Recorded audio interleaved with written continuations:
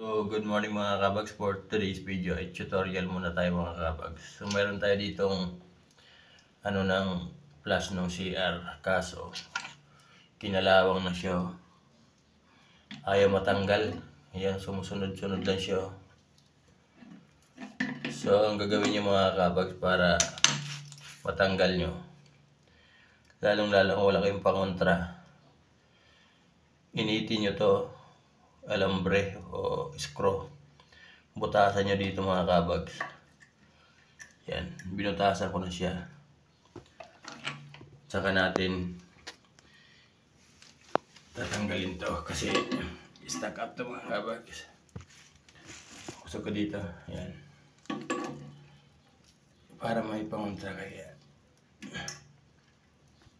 Yan.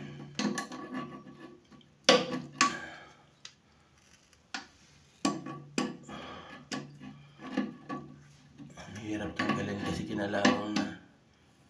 Yan, so umiikot na siya mga kabags.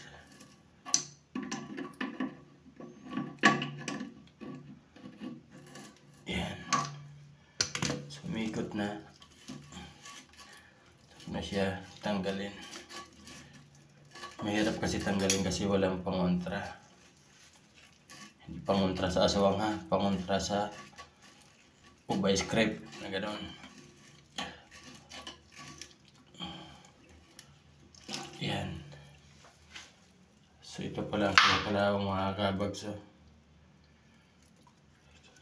So ito, tatanggalin din ito mga kabags. Kasi nakabili ako ng bago. Nakakita ko doon sa basurahan ng bagong tawag dito. Assembly yata to. Kasi yung CR ko, siya. Kahit nakaganon siya nakataas, may leak pa rin. Tatanggalin ko tong assembly niya sa loob tapos palitan natin. So ang sentro ng usapin guys ay dito tayo ha. So hindi ko na ipapakita. Ipapakita ko na lang sa inyo mamaya pag natapos sa mga kabags ha. Yan dyan o. Ang dumi ng tubig. Tagal lang kasi nagagamit. Ha? Bye-bye. Sana matuwa kayo. So yun mga kabags, tutorial ulit. So ang nangyari, pinalitan ko na rin to ng bagong assembly, yung na pulot ko. So ngayon ang problema, ayaw na mag-thread nito. Kinalawang kasi. So ngayon ang ginawa ko na naman, nilagyan kong tiplon. Ayaw pa rin. So, ang the best sa remedyo guys, hanap ko yung lagare. Kasi medyo mahaba naman to. Thread na to. Putulan nyo. So kahit wala ng tiplon guys, wala siyang tagas yan. Pinutulan ko siya yan. Ito yung kaputol.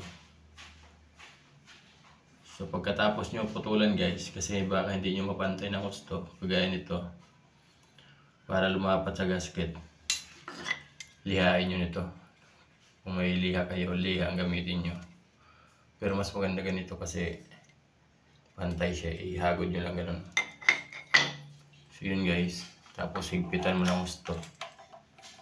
Ang nabili ko nga pala ang hose nito guys, may kasama ng panghigpit yan.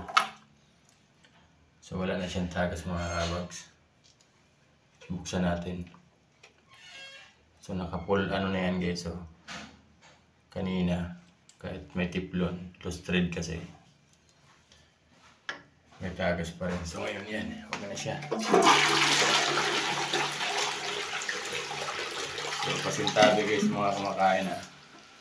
So normal lang yan na madumi talaga yung stock tank ng flash. So pinalitan ko nito guys, ito. Saka ito. Pinalitan ko na rin kasi nabali yung yung niya, gasket niya dito, yung dila-dila niya, bali yung salpa ko. So ito yung pinalitan ko mga kabags, yan o, nabali ito dito, yan o. Pag salpa ko nito mga kabags, so nabali yung kaya pinalitan ko na rin. So makikita nyo naman ito nung nakuha ko dun sa may basurahan. Pati ito pinalitan ko na rin to. Dito kasi yung tumatagas mga kabags eh. Itong part na to dito. So ito yung sinasabi ko sa inyo, pwede nyo lagariin nyo dito. So ito yung kanina, kaya binutasan ko to kasi pangontra ko dun pag ikot ng katala. So butasan nyo lang ito mga kabags pag mahirapan kayo tanggalin. Butasan nyo. So may matitira pa namang thread yan. Lagariin nyo lang dito. Okay? Sana may natutunan kayo sa aking maikling tutorial mga kabags. Thank you for watching. Bye-bye.